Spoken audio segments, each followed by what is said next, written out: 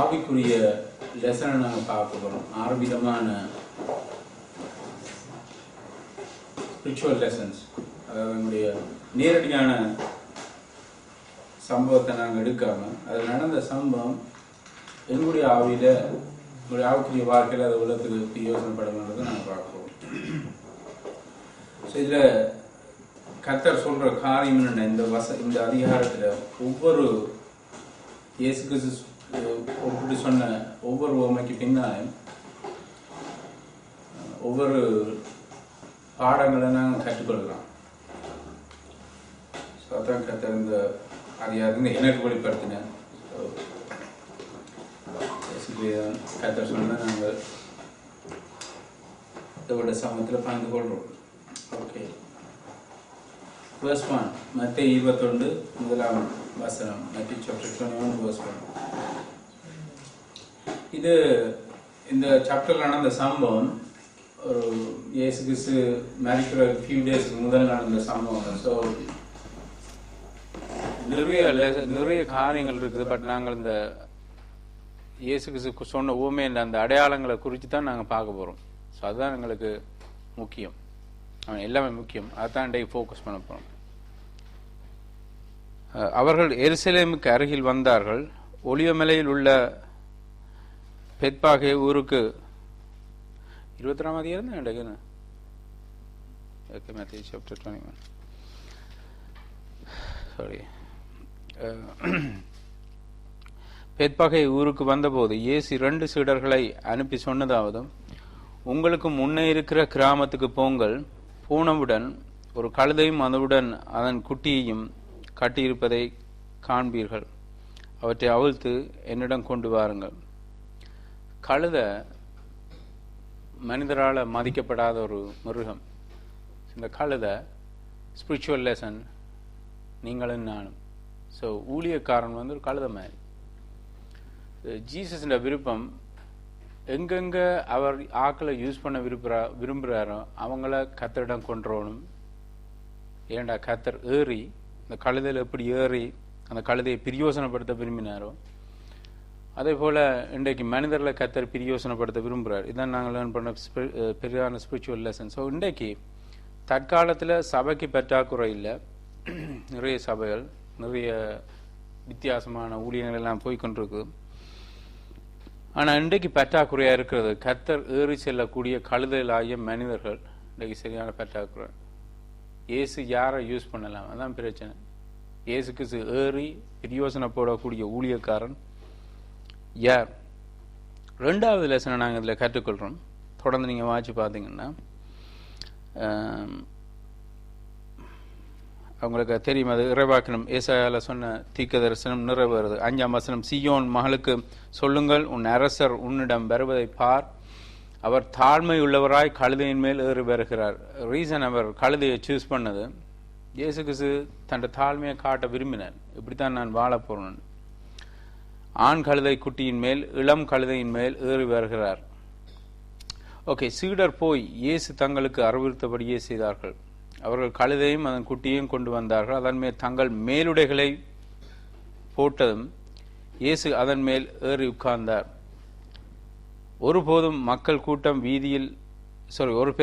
கூட்டம் வீதியில் தங்களது மேலுடைகளை விரித்தார்கள். சில சம்பவங்கள் நடக்குது. ஜஸ்ட் பிக்சர் பண்ணி பார்த்தீங்கன்னா இயேசு கிறிஸ்து வாரார், கழுதுக்கு மேலே துணியை தங்களோட ஓன் க்ளோஸை போடுறாங்க. இயேசு கிறிஸ்து அதில் ஏறி இருக்கிறார். இயேசு கிறிஸ்து ரிஜெக்ட் பண்ண இல்லை, எனக்கு இதெல்லாம் வேணாம் என்று ரிஜெக்ட் பண்ணல. ஸோ தாழ்மைக்கும் ஒரு அப்ரிஷியேஷன், ஒரு ஆளை உற்சாகப்படுத்துறதுக்கும் நிறைய சம்பந்தம் இருக்குது. இது இயேசு கிறிஸ்துவை அவங்க என்கரேஜ் பண்ணுறதுக்காண்டி செய்த காரணம். ஸோ அவர் ரிஃப்யூஸ் பண்ணல, எனக்கு இதெல்லாம் வேணாம், நான் தாழ்மையாக இருக்கேன், எனக்கு கொஞ்சம் செய்யணும்னு சொல்லி வரல. அவர் அக்செப்ட் பண்ண. ஓகே, அவங்க கழுதைக்கு மேலுடைய போட்டாங்க. பிறகு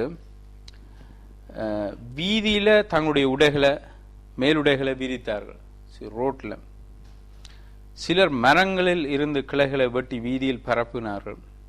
அவருக்கு முன்னாலும் பின்னாலும் சென்ற மக்கள் கூட்டம், தாவீதின் மகனுக்கு ஓசன்னா, கர்த்தரின் பேரில் வருகிறவர் ஆசீர்வதிக்கப்பட்டவர், உன்னதத்தில் ஓசன்னா என்று சத்தமிட்டார்கள். அடுத்தது எங்களோட பொசஷன், எங்கள்கிட்ட இருக்கிற காரியத்தினால கர்த்தருக்கு நாங்கள் ஊழியம் செய்யலாம். சரி, அவங்கள்ட்ட இருந்தது, அவங்களோட பெரிய காசு இருக்குல்ல, பேங்க் அக்கௌண்ட்ல பெரிய பணம் இருக்குல்ல, தங்கள்கிட்ட பெருமையாக இருந்த அந்த க்ளோவ்ஸ் அதை எடுத்து அவங்க இயேசு கிறிஸ்துக்கு கொடுத்தாங்க. பட் அதில் நடந்து போனது கழுதை. இயேசு கிறிஸ்துக்கு தான் மகிமை, ஆனால் கழுதை தான் நடந்து போனது அந்த துணியில். ஸோ கர்த்தர் யூஸ் பண்ண விரும்புகிறார் மனிதர்களை. இன்றைக்கு கர்த்தர் யார் யார் மனிதர்கள் ஒதுக்கி இவன் பிரயோசனமற்றவன் சொல்கிறாங்களோ அவங்கள தான் கர்த்தர் யூஸ் பண்ண விரும்புகிறார். பிகாஸ் அவங்கள தான் கர்த்தர் தாழ்மை உள்ளவராக காண்கிறார். பட் அகெயின் அடுத்த ஒரு லெசனை நாங்கள் லேர்ன் பண்ணுறோம். அந்த வரவேற்பு கழுதைக்கு தான், ஐ மீன் இயேசு கிறிஸ்துக்கு தான், பட் கழுதை தான் உடுப்பில் நடக்குது. ஸோ தேவனுக்கு ஊழியம் செய்கிற மனுஷனை கர்த்தர் கட்டாயம் கரம் பண்ணுவார். அடுத்த தேர்ட் லெசன் நாங்கள் இதில் கற்றுக்கொள்கிறோம் அவங்கள்ட்ட இந்த காரியங்கள். ஸோ கர்த்தருக்கு ஊழியம் செய்கிறது நாங்கள் பிரயோசனப்படணும் கர்த்தருக்கு. அது மாத்திரமல்ல, எங்களுடைய பொருட்கள், எங்களிடத்தில் இருக்கிற காரியங்கள், அதாலே நாங்கள் கர்த்தருக்கு ஊழியம் செய்வோம். இயேசு சொன்னார், அநீதியுள்ள இந்த உலக பொருட்களாலே இந்த உலகத்திலே நீங்கள் உங்களுக்கு நண்பர்களை சம்பாதித்துக் கொள்ளுங்கள், நீங்கள் மரிக்கிற பொழுது நித்திய வீட்டில் உங்களை அவர்கள் வரவேற்பார் என்று பைபிள் வசனம். இது பைபிளில் இருக்கிற வேர்ஸ். இந்த சப்ஜெக்ட் நான் சொல்ற சப்ஜெக்ட் பைபிளில் இருக்கிற சப்ஜெக்ட். ஓகே, ஓசன்னாண்டா எத்தனை பேருக்கு தெரியுமா தெரியாது மீனிங்? ஓசன்னாண்ட ரியல் மீனிங் சேவ், காப்பாத்துங்க, சேவ் பண்ணுங்க. ஏண்டா ரோமர்ட்ட ராஜ்யத்துக்குள்ள அந்த யூத ஜனங்கள் இருந்தபடினால அவங்களோட பிளான் என்னடா இயேசு கிறிஸ்துவ அரசர் ஆக்குறது. இந்த அவங்க செய்த விதத்தை பார்த்தீங்கன்னா பழைய காலத்தில், அந்த காலத்தில் நீங்கள் அரசர்கள் ராஜாக்கள் வரைக்குள்ள 2 பேர் முன்னால போய் முன்னுக்கு இருக்கிற பாதையை சரியாக்குவாங்க. அது ராஜாக்களுக்கு செய்கிற வழக்கம். முன்னால் போய்க்குள்ள 2-3 ஆக்கள் போய் 7 ஆக்கள் போய் பாதையில் அந்த அருணோ அவர் வார குதிரையோ அல்லது பல்லக்கு இன்னும் அது இடராதபடிக்கு போடுற இருக்கிற கல்லுகள் முள்ளுகள் அதெல்லாம் கிளியர் பண்ணிக்கொண்டு போவாங்க அவருக்கு முன்னால். ஆக்சுவலி நீங்கள் மார்க்கில் அந்த வசனத்தை பார்க்கலாம். மார்க் சாப்டர் 1 இதுக்கு தொடர்பாக இருக்கிறபடியான அந்த வசனத்தை நான் காட்டுறேன். Mark chapter 1. இப்போ அந்த வசனம் வாசிக்க உங்களுக்கு விளங்கும். அதெல்லாம் அப்படி என்ற அவர் கிங் என்று அவங்க நினைச்சபடினா தான் இந்த வசனம் அப்படி இருக்குது. 3ஆம் வசனத்தை கவனிங்க. Mark chapter 1 verse 3. மார்க் 1:3. கர்த்தருக்குரிய வழியை ஆயத்தம் பண்ணுங்கள், அவருக்காக பாதைகளை நேராக்குங்கள். இது உண்மையிலே அந்த ராஜாக்களுக்கு, அந்த காலத்தில் இந்த ராஜாக்களுக்கு அவங்க பாதைகள் ஆக்சுவல் ரியலான அந்த ரோடை அவங்க நீராக்குறது. ஸோ அதே ஃப்ரைஸ் யூஸ் பண்ணப்பட்டிருக்கு ஜீசஸுக்கு. ஸோ அவருக்காக பாதைகளை நேராக்குங்கள் என்று ஒருவனுடைய குரல் பாலைவனத்தில் சத்தமிட்டார். ஸோ இந்த 2 வாசனங்களும் இயேசு கிறிஸ்து கிங், இயேசு கிறிஸ்து ராஜா, அவங்க ராஜாவா மாறணும் என்று அந்த விருப்பத்தோட இயேசு கிறிஸ்துவை என்கரேஜ் பண்றாங்க. பட் ஜீசஸுக்கு அதில் இன்ட்ரெஸ்ட் இல்லை, பட் அவங்களோட விருப்பம். அதால தான் அவங்க சேவ் அஸ், நீங்க வேணும்டா சேவ் அஸ்ன்னு சொல்லலாம், பட் உண்மையிலே சேவ் அதான் மீனிங் ஹோசன்னாண்ட. ஸோ நாங்கள் ஹோசன்னாண்டு பாட்டு பாடக்க கேர்ஃபுல்லாக இருக்கணும்.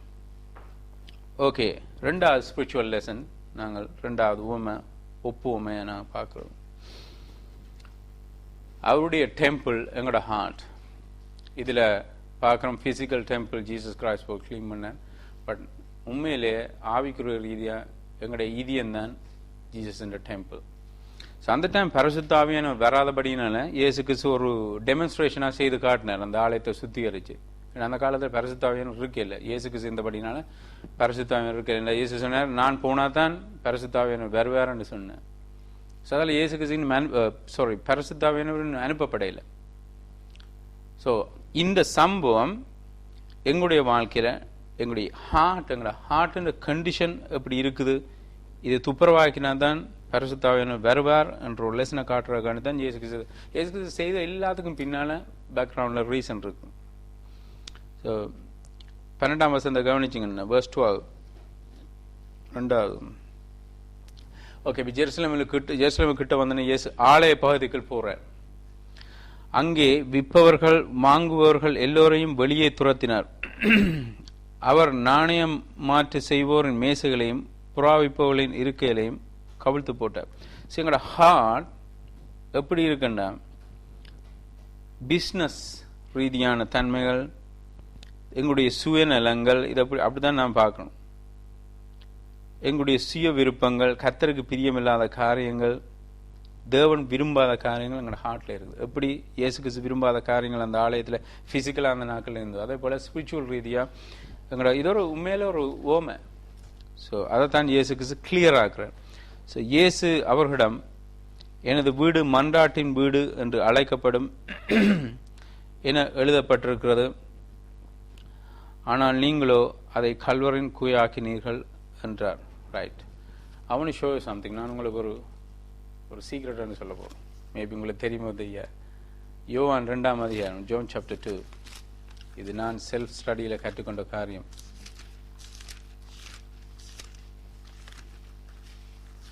யோவான் 2ஆம் அதிகாரத்தில் ஆல்மோஸ்ட் சிமிலரான ஒரு இன்சிடென்ட் நடந்திருக்கு. பட் நான் உங்களுக்கு ரிமைண்ட் பண்றேன், இந்த ரெண்டும் சேம் இன்சிடென்ட் இல்லை. அச்சரிவா நான் ஏன்னு சொல்றேன், பைபிள் ஸ்டடியா இருக்கிறப்பனால நான் அதை கிளாரிஃபை பண்ண விரும்புகிறேன். மத்தேயு 21ஆம் அதிகாரத்தில் இயேசு ஆலயத்தை சுத்திகரித்ததும், யோவான் 2ஆம் அதிகாரத்தில் இயேசு ஆக்சுவலி 2:12 வசனத்தில் பிகின் பண்ணுது. மத்தேயு 21:12, யோவான் 2:12 பிகின் பண்ற அந்த சம்பவம் ரெண்டும் கம்ப்ளீட்லி டிஃப்ரெண்ட் சப்ஜெக்ட். ஏன் நான் அதை சொல்றேன்டா, நான் தரளியா படிச்சு கற்றுக்கொண்டேன். நானும் கனகாலமான நான் அட்மிட் பண்றதுக்கு நான் வெக்கப்படையில. எஸ், கனகாலமா நான் நம்பியிருந்தேன் ரெண்டும் ஒன்று. உண்மையான ப்ரீச்சர் அட்மிட் பண்ணுவேன், நான் அட்மிட் பண்றேன். நான் பிள்ளையா அவ்வளோ காலம் விளங்கி கொண்டு வந்தேன். பட் இது ரெண்டும் செப்பரேட்டான இன்சிடென்ட். ஏனெண்டா இந்த மத்தேயு 21ஆம் அதிகாரத்தில் நடந்த சம்பவம் இயேசு கிறிஸ்து மரிக்கிறதுக்கு ஒரு ஃபியூ டேஸுக்கு முதல், உங்களுக்கு தெரியும் பாஸ்கா பண்டிகை, அதுக்கு முதல் நடந்த சம்பவம். பட் யோவான் ஓர்டரில் போகுது. புக் ஆஃப் ஜான் நீங்கள் கவனித்து பார்த்தீங்கன்னா ஓர்டரில் போகிறார். ஃபார் எக்ஸாம்பிள் ஜான் சாப்டர் 2 நீங்கள் பார்த்தீங்கன்னா ஜான் ஓர்டரில் போக விரும்புகிறார். இவை நடந்து 3ஆவது நாளிலே கலிலேயாவில் உள்ள கானா ஊரிலே, தேர்ட் டே. ஸோ இயேசு கிறிஸ்து பேப்டிசம் எடுத்து அல்லது யோவானை சந்திச்சு, யோவான் சாணனை சந்திச்சு தேர்ட் டே. ஸோ அவர் ஓர்டரில் போடுறார். பிறகு அந்த உவமை முடிஞ்ச அப்புறம் அவர் சொல்றார் 11வது வசனம், verse 11, இதுவே இயேசு செய்த அற்புதங்களில் முதலாவது. ஓர்டரில் போறார். ஸோ இயேசு கிறிஸ்து பேப்டிசம் எடுத்து ஃபர்ஸ்ட் பெர்ஃபார்ம் பண்ண மிரக்கிள் அந்த கானாவுல தண்ணீரை திராட்சரசமா. பிறகு அது ஓர்டரில் போறார். ஸோ ஸ்ட்ரைட்டாக நடந்த சம்பவம் தான் நீங்கள் கீழே வாசிக்கிறது. ஸோ ஃபர்ஸ்டாக நடந்த இன்சிடென்ட் ஜான் சாப்டர் 2, கடைசியாக நடந்த இன்சிடென்ட் மத்தேயு 2. ஸோ பேசிக்கலி அவர் ஊழியத்தின் பிகினிங்கில் ஆலயத்தோருக்கு சுத்திகரிச்சிருக்கிறார், ஆல்மோஸ்ட் ஊழியத்தின் முடிவில் ஆலயத்தை சுத்திகரிச்சிருக்கிறார். அதனால் நீங்கள் காமெண்ட்ரி வாசிக்கிறார்கள் அல்ல வேற ப்ரீச்சர்ஸை கேட்கிறார்கள், என்ன சொன்னாலும் தெரியாது. பட் இதுதான் உண்மை. This is the truth. பைபிளில் எவிடன்ஸ் இருக்குது. So please stick to the Bible. பைபிளில் நாங்கள் தாங்கி இருப்போம். ஓகே, ஸோ ரெண்டும் இரண்டா நீங்கள் பார்த்தீங்கன்னா யோவான் 2:15 அவர் கயிறு செய்கிறார். பட் இங்கே அவர் கயிறு செய்யலை, சவுக்கால் அடிக்கல. அவர் ஸ்டேட்மெண்ட் பாருங்க, அவர் என்ன ஸ்டேட்மெண்ட் சொல்றார். இவைகளை இங்கிருந்து அகற்றிவிடுங்கள், ஜான் சாப்டர் 2 verse 16. இவைகளை இங்கிருந்து அகற்றிவிடுங்கள், என்னுடைய பிதாவின் வீட்டை சந்தையாக மாற்ற துணிந்தீர்கள், ஹவு டே யூன்றார். அப்படிதான் யோவான்ல காய்ச்சிருக்கிறார். பட் மத்தேயு 24 இயேசு அவர்களிடம் எனது வீடு மன்றாட்டின் வீடு என்று அழைக்கப்படும் என எழுதப்பட்டிருக்கிறது, ஆனால் நீங்களோ அதை கல்வரின் குயாக்கினீர்கள். ஸோ நான் ஏன் இந்த வசனங்களெல்லாம் எடுத்து காட்டினாண்டா நாங்கள் விளங்கிக் கொள்ளணும். ப்ளீஸ், இது ரெண்டும் ஒன்றுன்னு நீங்கள் நம்பணும். ஸோ அடுத்த ரெண்டாவது நாங்கள் லேர்ன் பண்ண லெசன், எங்களோட ஹார்ட் இந்த ஆலயத்தை, இயேசு கிறிஸ்து ஆலயத்தை சுத்திகரிக்கிறதுக்கு சமன். இயேசு தான் அவர் தான் உரிமை இருக்கு, அவர் தான் செய்ய முடியும் ஹார்ட்டை கிளீன் பண்றாங்க. தென் அது ஒரு பியூட்டிஃபுல்லான டெம்பிளா இருந்திருக்கு. இவ்வளவு காலம் ஒரு பிஸ்னஸ் பிளேஸா இருந்து, இவ்வளவு காலம் யூதர்கள் வந்து அல்ல வெரி ஃபாரினாக்கள் வந்து எல்லாம் எக்ஸ்சேஞ்ச் எல்லாம் செய்து ஒரு குழப்பமான ஒரு சந்தை மாதிரி. இயேசு கிறிஸ்து சந்தை என்றார், கள்ளர் குகை என்றார். யோசிச்சு பாருங்க, கள்ளர் குகையும் சந்தையும் எப்படி இருக்கும். அப்படி இருந்த ஒரு டெம்பிள் இயேசு கிறிஸ்து வந்து கன்வெர்ட் பண்ற, எல்லாத்தையும் துப்புரவாக்குறார். ஸோ எங்களோட ஹார்ட் இப்படித்தான் இருக்கும். அது மாத்திரமில்ல, 12வது அடுத்த செகண்ட் லெசன் நாங்கள் லேர்ன் பண்றோம் அந்த உவமைக்குள்ள. உடனே பாருங்க, குருடரும் முடவரும் ஆலயத்துக்குள் அவரிடம் வந்தார்கள். சுத்திகரிச்ச உடனே குருடர் முடவரெல்லாம் வந்தார்கள். அவரோட குணமாக்கினார் இயேசு கிறிஸ்து, அந்த குருட முடவரை ஹீல் பண்ணினார். அடுத்து எங்களுக்கு தேவை இன்டர்னல் ஹீலிங். இப்போ நான் கதைக்கிறது நான் இந்த சாப்டரில் நான் முழுக்க பேசுறது இன்றைக்கு எங்களோட இன்டர்னல் ஸ்பிரிச்சுவல் லைஃபை குறித்து தான். எக்ஸ்டர்னலை பற்றி ஒன்றுமே நான் இன்றைக்கு ஃபோக்கஸ் பண்ண போகிறேன் இந்த சாப்டரில். ஸோ இயேசு கிறிஸ்து இன்றைக்கு எங்களை இன்டர்னலாக ஹீல் பண்ணணும். எக்ஸ்டர்னல் ஹீலிங் புதிய ஏற்பாடில் ப்ராமிஸ் பண்ணப்படையில, but internal healing promised. So இது சரியான இம்பார்ட்டன்ட். ஸோ அவர்கள் செய்த இந்த புதுமையான வகைகளையும் சிறு பிள்ளைகள் ஆலயத்துக்கு நின்று தாவீதின் மகன் ஓசன்னா என்று சத்தமிடுவதின் தலைமை மத குருக்களும் நீதி சட்ட ஆசிரியர்களும் கண்டார்கள். அதனால் அவர்கள் மிகவும் ஆத்திரமடைந்தார்கள். ஸோ அவங்களோட கேள்வி கேட்கிறார், இந்த பிள்ளைகள் சொல்வது நமக்கு கேட்கிறதான் இயேசுக்கு சொல்றார், சிறு பிள்ளைகளினாலும் குழந்தைகளினாலும் உதரிலிருந்து துதிகளை ஏற்படுத்தின. ஸோ ஓசன்னா என்றது இயேசுக்கு சிவ பொறுத்த வரைக்கும் ஒரு ப்ரைசிங் வேர்ட். நாங்கள் அதை அக்செப்ட் பண்ண மாட்டோம். நான் அதை என்கரேஜ் பண்ண மாட்டேன். நாங்கள் பாட்டில் ஓசன்னாண்டு பாடணுமாண்டு. பட் இயேசு கிறிஸ்துவை பொறுத்த வரைக்கும் அந்த நேரத்தில் அது ஒரு ப்ரைஸ் வேர்டு என்று அவர் சொல்கிறார். அந்த அவங்க செய்ததை இயேசு இது கம்பேர் பண்ணுறார். சிறு பிள்ளைகள்லேருந்து குழந்தைகள்லாம் உதவியிலேருந்து. இதுவும் எகெயின் ஏசாயா புத்தகத்திலேருந்து கோட் பண்ணப்பட்ட வேர்ஸ். ரைட், அடுத்த லெசன், ஸ்பிரிச்சுவல் லெசன். இயேசு கிறிஸ்து எங்களோட வாழ்க்கையில் முன்னேற்றத்தை எதிர்பார்க்குறார், அதாவது spiritual growth. See the next day, அடுத்த நாள் பைபிள் கிளியராக எக்ஸ்பிளைன் பண்ணுது. வெரி நெக்ஸ்ட் டே அதிகாலையில் அவர் பட்டணத்துக்கு திரும்பி வருகையில் பசியாக இருந்தார். ஐ மீன் இயேசு கிறிஸ்துவுக்கு ஃபீலிங் பரலோகத்தில் இருக்கா இல்லையா? இயேசு கிறிஸ்து இந்த உலகத்தில் இருக்க ஓகே, அவருக்கு பசி இல்லை, அங்கே என்ன குடல் இருக்காது, அவங்களுக்கு பசி இருக்காது, அங்கே டைம் லிமிட் இல்லாத இல்லை, டயர்ட்னஸ் இருக்காது. பட் சர்டன் ஃபீலிங்ஸ் ஜீசஸுக்கு இருக்குது பரலோகத்தில். பவுலை பார்த்து அவர் கேட்குற கேள்வி, இது இயேசு கிறிஸ்து பரலோகத்துக்கு போனா அப்புறம் அல்லது இந்த உலகத்தை விட்டு போனா அப்புறம், சவுளை சவுளை நீ என்னை ஏன் துன்பப்படுத்துகிறாய், முள்ளில் விதைக்கிறதுக்கு உனக்கு கடினமான. ஸோ ஜீசஸ் கிரைஸ்ட் வேதனைப்படுற ஃபீலிங்ஸ் இருக்குது. அவர் இந்த உலகத்தில் இருக்க அந்த வேர்ட் சொல்லல. ஸோ இயேசு கிறிஸ்து எக்ஸ்பெக்ட் பண்ணுறார் எங்களோட வாழ்க்கையில் ஒரு முன்னேற்றம் வரணுமெண்டு. ஸோ இயேசு கிறிஸ்து எக்ஸ்பெக்ட் பண்ணார். அதனால் போய்க்குள்ள ஒரு அத்திமரத்தை கண்டார், அவர் எக்ஸ்பெக்ட் பண்ணார். எக்ஸ்பெக்டேஷன், அது நத்திங் ராங் வித் தட். அது எந்த விதமான தவறும் இல்லை. கர்த்தர் எங்களோட வாழ்க்கையில் எதிர்பார்க்குற ஒரு காரியம். அவர் எங்களை ஃபோர்ஸ் பண்ண மாட்டேன், பட் எக்ஸ்பெக்ட் பண்ணுறார். ஸோ வீதி அருகே ஒரு அத்திமரம் இருப்பதை அவர் கண்டார். சரி, இயேசு கிறிஸ்துவே அட்ராக்டடாக போயிட்டார். அந்த அத்திமரத்தை பார்த்தா நல்ல மேபி தூரத்தில் நல்ல வடிவான இலையில நாம் இயேசு கிறிஸ்துவே அதான் நான் இந்த வாட்சனை எனக்கு ஷோக்காக போச்சு. இயேசு கிறிஸ்துவே கிட்ட போனேன். ரெண்டா அந்த மரம் அப்படி இருந்து வடிவா இருந்து இலைகளால். பட் தென் க்ளோஸா போன உடனே இலைகளை தவிர வேறொன்றும் இல்லாதிருப்பதை கண்டார். எது கர்த்தருக்கு விருப்பமோ அது இல்லாம. சி ஜீசஸ் எங்களை ரட்சிக்கிறார். நாங்கள் அழகான மரங்கள் மாதிரி இருக்கிறோம், பியூட்டிஃபுல். இந்த இலைகள் ஆவிக்குரிய வாழ்க்கையில வரங்களுக்கு சமன். சி வரங்கள் வல்லமைகள் இந்த இலைக்கு சமன். உண்மையில இந்த கனி எங்களோட வாழ்க்கையில் உள்ள கனிக்கு சமன். இந்த மரத்துல அத்திப்பழத்தை எதிர்பார்த்த மாதிரி எங்களோட வாழ்க்கையில கனியை எதிர்பார்க்கிறோம். சி ஜீசஸ் எங்களை தள்ளி நின்று பார்க்கிறார். நல்ல பியூட்டிஃபுல்லானா எல்லாம் இருக்குது, வரங்கள் இருக்கு, வல்லமை இருக்கு, எல்லாம் ப்ரைஸ் பண்ற, வர்ஷிப் பண்ற, எல்லாம் மெசேஜ் கொடுக்க, எல்லாம் செய்யறார். தென் எங்களோட வாழ்க்கையில் அவர் கிட்ட வரார். க்ளோஸா வரக்க ஹி இஸ் டிசப்பாயிண்டட். இதெல்லாம் ஷோ, வழியில் ஷோ, பட் இன்டர்னலி ஆவிக்குரிய கனிகள் இல்லை. சி இந்த இலைகள் ஞாபகம் வச்சுக்கொள்ளுங்க, ஆவிக்குரிய வரங்கள் கனிகள் எங்களோட வாழ்க்கையில் அவசியம். இலைகள் இல்லாட்டி பரவாயில்ல, அதாவது வரங்கள் எங்களோட வாழ்க்கையில் இல்லாட்டி பரவாயில்ல, நாங்கள் பரலோகம் போகிறதுக்கு வாய்ப்பு இருக்குது. பட் கனி இல்லாட்டி நாங்கள் பரலோகம் போகல. ஆவிக்குரிய வரங்கள் 9 என்று பைபிளில் இல்லை, பட் ஆவிக்குரிய வரங்கள், ஆவிக்குரிய கனிகள் 9 இருக்கு. ஸோ நீ இனி ஒருபோதும் களம் கொடுப்பா இருப்பதாக என்று அதற்கு சொன்னார். உடனே அந்த மரம் பட்டு போயிட்டு. ஸோ ஷீசர்கள் ஷோக்கா போனாங்க. ரைட், அடுத்த லெசன், ஸ்பிரிச்சுவல் லெசன் 4, 4வது ஒப்புமையை நாங்கள் பார்க்க போகிறோம். இயேசுவின் ஞானம், எங்களோட knowledge, wisdom of Jesus Christ and our knowledge. See, ஞானத்துக்கும் விஸ்டத்துக்கும் நிறைய வித்தியாசம் இருக்கு. Verse 24, 24வது வசனம். 23 இயேசு ஆலய முற்றத்துக்குள் சென்று அங்கே கற்பித்துக் கொண்டிருந்தார். அப்பொழுது தலைமை மத குருக்களும் மக்கள் சமூக தலைவர்களும் அவரிடத்தில் வந்து அவரிடம், எந்த அதிகாரத்தை கொண்டு நீர் இவற்றை செய்கிறீர்? இந்த அதிகாரத்தை உமக்கு கொடுத்தது யார் என்று கேட்டாங்க. இவங்களோட கேள்வி நாலேஜில் இருந்து வருது. நாலேஜ் வேற, விஸ்டம் வேற.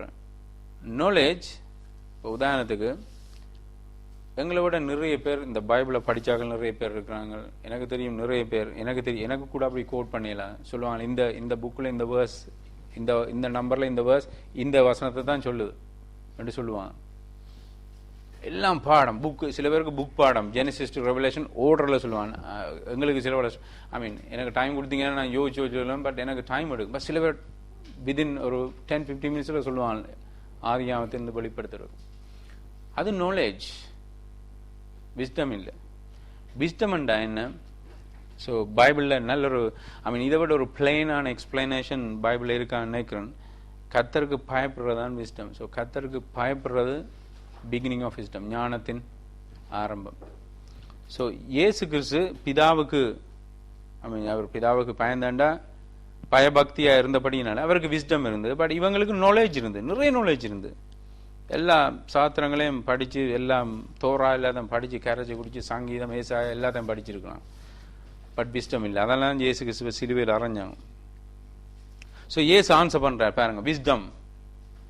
இயேசு அவர்களுக்கு பதிலாக, நானும் உங்களிடத்தில் ஒரு கேள்வியை கேட்பேன், நீங்கள் எனக்கு பதில் சொன்னால் இந்த காரியங்களை நான் எந்த அதிகாரத்தினால் செய்கிறேன் என்று நானும் உங்களுக்கு சொல்வேன் என்றார். யோவானின் ஞானஸ்நானம் எங்கிருந்து வந்தது? அது பரலோகத்திலிருந்து வந்ததா அல்லது மனிதரிடமிருந்து வந்ததா என்று கேட்டார். இப்படி ஒரு கேள்வியை நான் நினைக்கல அவங்க எக்ஸ்பெக்ட் பண்ணியிருப்பான். அவர்கிட்ட விஸ்டத்துக்கு முன்னால அவங்களால நிக்கலாம் போயிட்டு. எங்களுக்கே ஷோக்கா இருக்கு, இப்படி ஒரு கேள்வி ஒரு தடவை கேட்டு. மேபி அவங்கள எக்ஸ்பெக்ட் பண்ணியிருக்க மாட்டான். ஏன்னா அவங்க கேள்வி கேட்டதை எல்லாம் பிளான் போட்டு தான் நாங்கள் கேள்வி கேட்டிருக்கிறோம்.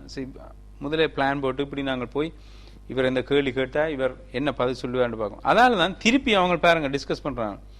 அவர்கள் இதை குறித்து தங்களுக்குள் கலந்து பேசி கொண்டார்கள். அது பரலோகத்திலிருந்து வந்தது என்று நாம் சொன்னால் பின் ஏன் நீங்கள் அவனை விசுவாசிக்கவில்லை என்று கேட்பார்.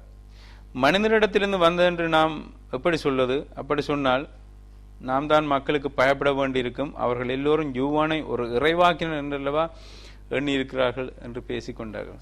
நாலேஜ், எங்களோட லைஃப்ல நாலேஜ் எங்களுக்கு கூட கூட கூட ஞானம் எங்களுக்கு வாரது குறைவா இருக்கும். பிகாஸ் நாலேஜ் அதிகரிக்க நாங்கள் கேள்விகள் கேட்க ஆரம்பிப்போம். கேள்வி கேட்கிறேன்டா நல்ல, அதாவது ரட்சிப்புக்குரிய அந்த லீடிங், அதாவது அதுக்குரிய அதை சார்பான கேள்விகள் கேட்கறது தவறு இல்லை. கேள்விகள் கேட்கணும், நானும் எல்லாரும் கேள்வி கேட்கறது. பட் அந்த கேள்வியில தெரியும் அது நாலேஜ் பேஸ்ட் கொஸ்டினா அல்லது பிள்ளை பிடிக்கிற கேள்வியா என்று தெரியும். அப்ப எனவே அவர்கள் எங்களுக்கு தெரியாது என்று சொன்னார். பேசாம இருந்திருக்கலாம் இந்த கேள்வியை கேட்காம.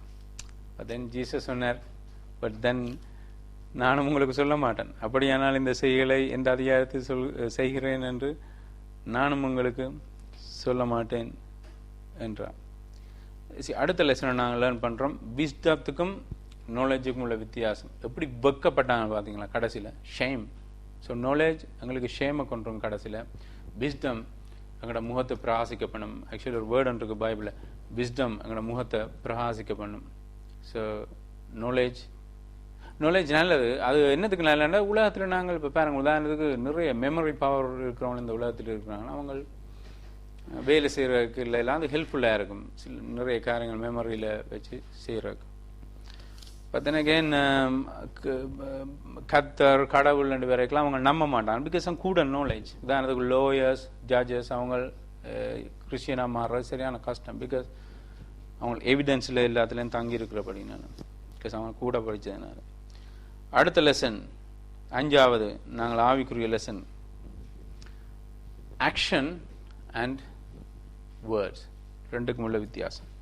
ஸோ எங்களுடைய இன்டர்னல் லைஃப்பில் ஆக்ஷன் சரியான இம்பார்ட்டன்ட். பின்பு இயேசு, நீங்கள் 28வது வசனம் verse 28, என்ன நினைக்கிறீர்கள்? 2 மகன்களையுடைய ஒரு மனிதன் இருந்தான். அவன் மூத்தவனிடம் மகனே நீ போய் இன்று திராட்சை தோட்டத்தில் வேலை செய் என்றான். ஒரு மனுஷன் அவனுக்கு 2 மகன்மார், போய் வேலை செய்யன்றான். இது பிசிக்கலாக அவங்க உழைக்கிறதுக்கு காசு தேவை, உழைச்சா தான் சாப்பாடு. பட் இயேசு கிறிஸ்து இன்றைக்கு ஆக்களை அழைக்கிறார், கோல் பண்ணுறேன், ஸ்பிரிச்சுவலாக ஜனங்களை விடுவிக்கிறாங்க. அது ஒரு பெரிய ஒரு வேலை.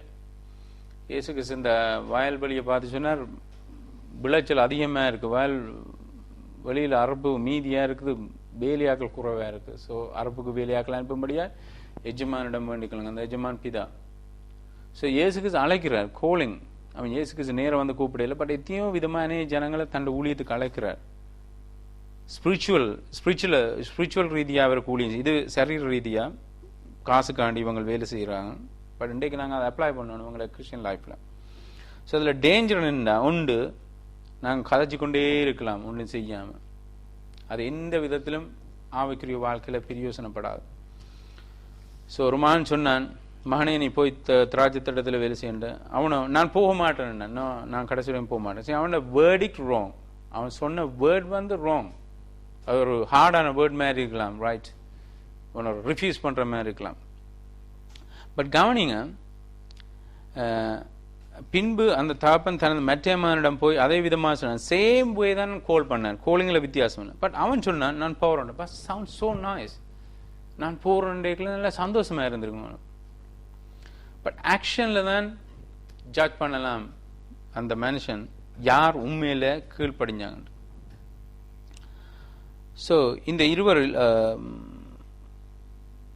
ஓகே, முதலாவது வருஷம் நாங்கள் பார்த்தோம். சாரி, நான் 29 கடைசி பகுதியை வாசிக்கல.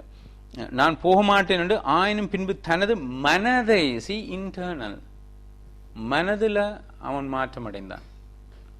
முதலாவது வாயால சொன்னான், பட் மனதில் ஹார்ட்டில் அவனுக்கு எந்த விதமான மாற்றம் இல்லை. ஸோ அதால் யூஸ் பண்ணலாம் போச்சு. ஸோ நான் போகிறேன் என்றான், ஆயினும் அவன் போகல. ஸோ ஃபர்ஸ்ட் மண்ட் அந்த வேர்டை கவனிங்க, அதில் போட்டிருக்க பர்பஸ்லி ஜீசஸ் வின் பண்ண மனம் மாற்றம் கட்டாயம் அவசியம். ஸோ அதெல்லாம் இயேசுக்கு சொல்கிறார், பாருங்க, நீங்கள் யூதர்கள் ஆக்சுவலி யூதர்களுக்கான தான் சொன்னேன், நாங்கள் ஆபிரகாமின் பிள்ளைன்னு சொல்லி கொண்டிருக்கோம். பட் உங்களுக்கு முதல் கடைசி வசனம் பாருங்க, சாரி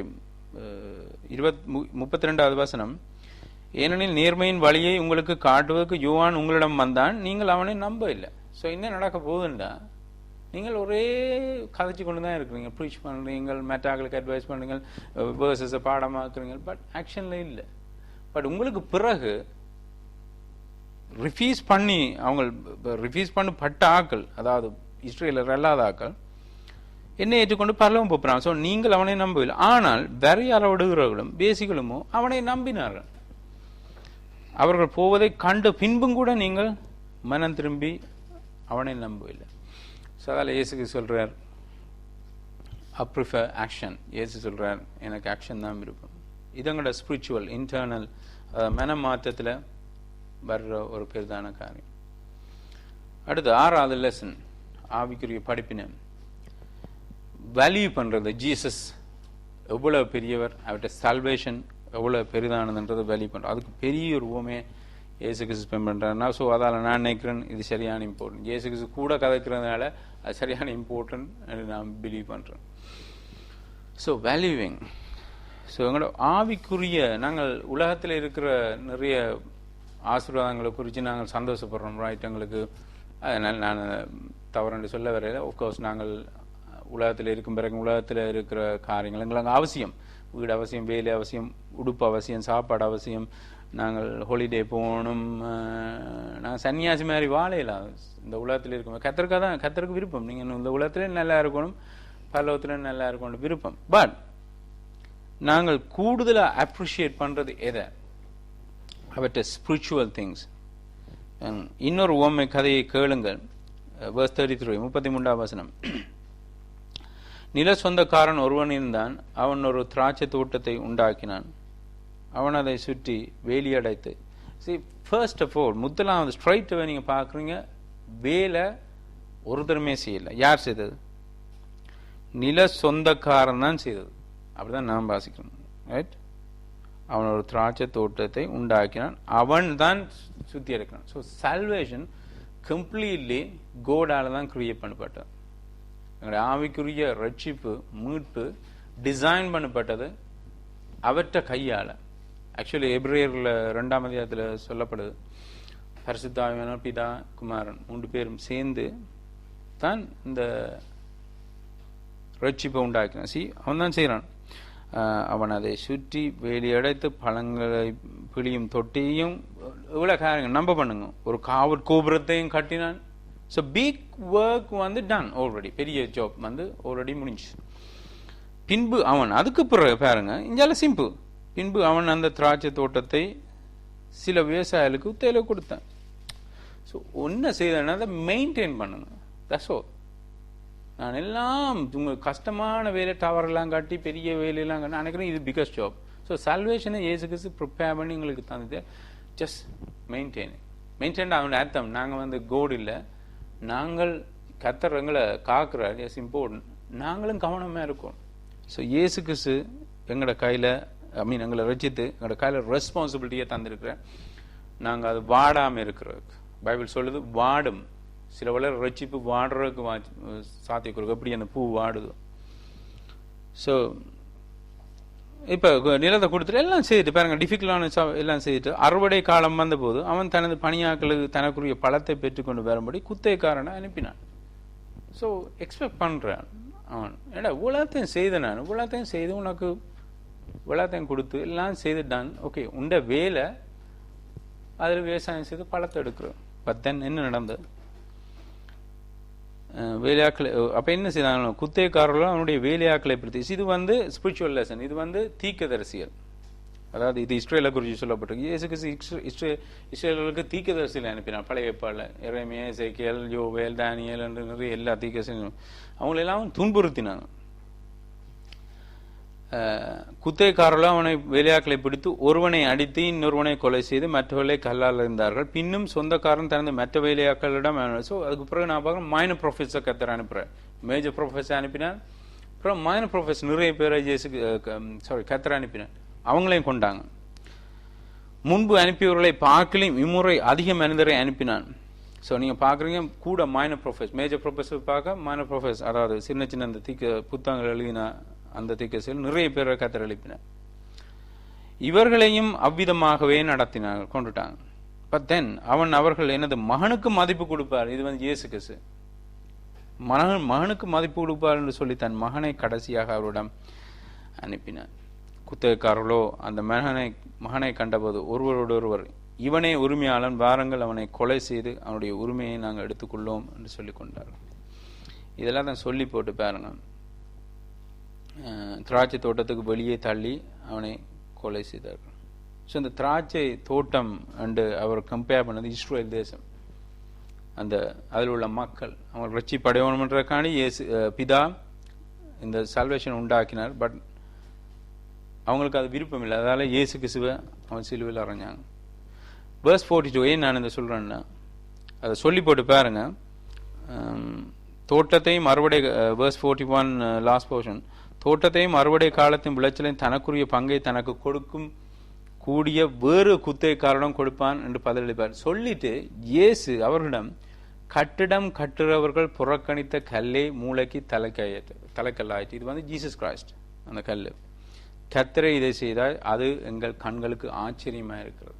இதுவும் ஏசாயா புத்தகத்திலிருந்து எடுக்கப்படும். ஆக்சுவலி நீங்கள் காஸ்பெல்ல நீங்கள் 99% வேர்ஸ் ஏசாயா புத்தகத்திலிருந்து எடுக்கப்பட்டா நீங்க காணலாம். ஸோ கடைசியாக நாங்கள் பார்க்குற லெசன் என்ன? வேல்யூ பண்ணுறோம். நாங்கள் உலகத்துக்கு வேல்யூ பண்ணுறோம் உங்களுடைய spiritual blessings. Again spiritual blessing, எங்களுடைய ஏர்த்லி பிளஸிங் இல்லை. ஏன்னா எங்களோட பணக்காரர் இந்த உலகத்தில் இருக்கிறாங்க, அவங்க கிறிஸ்தவன் இல்லை. உலகத்திலே பெரிய பில்லியனர் வந்து கிறிஸ்தவன் இல்லை. உலகத்திலே பலசாலி கிறிஸ்தவன் இல்லை. உலகத்திலே நோய் இல்லாமல் சுகமாக இருக்கிறவன் கிறிஸ்தவனா இல்லை. நல்ல வயசு கூட போய் இந்த உலகத்தில் மறிச்சது கிறிஸ்தவனா இல்லை. ஸோ இதெல்லாம் என்னத்தை ப்ரூவ் பண்ணுது? ஏர்த்லி பிளஸிங் இல்லை, ஏர்த்தில் இருக்கிறவங்களுக்கு இப்படியான காரியங்களை வச்சு நாங்கள் வேல்யூ பண்ணல எங்களோட கிறிஸ்டியானிட்டியை. ஆஃப்கோர்ஸ் கிறிஸ்தவத்தில் ஆவிக்குரிய ரீதியில் நிறைய பிளஸிங் தான் நிச்சயமாக வேல்யூ பண்ணலாம். அப்போ நாங்கள் கதைக்கலாம், எஸ் இந்த மனுஷன் ஒரு கிறிஸ்தவன், இந்த மனுஷனுக்குள்ள ஆவிக்குரிய தன்மைகள் இருக்கு. ஸோ இயேசு கிறிஸ்து இந்த கடைசியாக சொன்ன உவமென்ற ரீசன், அடிப்படை காரணம் நாங்கள் எவ்வளோத்துக்கு வேல்யூ பண்ணி நாங்கள் ரெஸ்பான்சிபிளாக இருக்கிறோம். ஜீசஸ் கிரைஸ்ட் திருப்பி வரப்போகிற 2ஆம் தரம் இந்த உலகமாகிய இந்த நிலத்தில் நாங்கள் எத்தனை ஆக்களை நாங்கள் கத்தருக்குள்ளே கொண்டு வந்தோம், எத்தனை ஊழியத்தை செய்தோம், இது சரியான இம்பார்ட்டன்ட். எங்களோட வாழ்க்கையில் எவ்வளோ மாற்றம் வந்தது, எவ்வளோ முன்னேற்றம் வந்தது. கத்தர் வரைக்குள்ள டிசப்பாயிண்டடாக போகிறார். திருப்பி அந்த அந்த குத்தகாரம் வந்து பார்த்தான், ஒரு பழம் கூட இல்லை. அவனுக்கு சரியான ஷாக். ஸோ இதுதான் இந்த லெசன் நாங்கள் லேர்ன் பண்ணுறோம். ஸோ ஜபிச்சு நாங்கள் இந்த பைபிள் ஸ்டடியை முடிப்போம். நெக்ஸ்ட் டைம் நாங்கள் சாப்டர் 22 பார்ப்போம். ஆண்டவரே உமக்கு நன்றி. கர்த்தாவுடைய வார்த்தைகளுக்காக நன்றி. எங்களை நடத்தும் உடைய கிருபை எங்களை மூடிக்கொள்ளட்டும். நான் உமக்கென்று செயல்பட உதவி செய்யும். என்ன நடந்தாலும் ஆண்டவரே உம்முடைய ஊழியத்தை நாங்கள் தொடர்ந்து செய்ய எங்களுக்கு உதவி செய்யும். இயேசுவின் நாமத்தில் ஜெபிக்கிறேன் நல்ல பிதாவே. ஆமென்.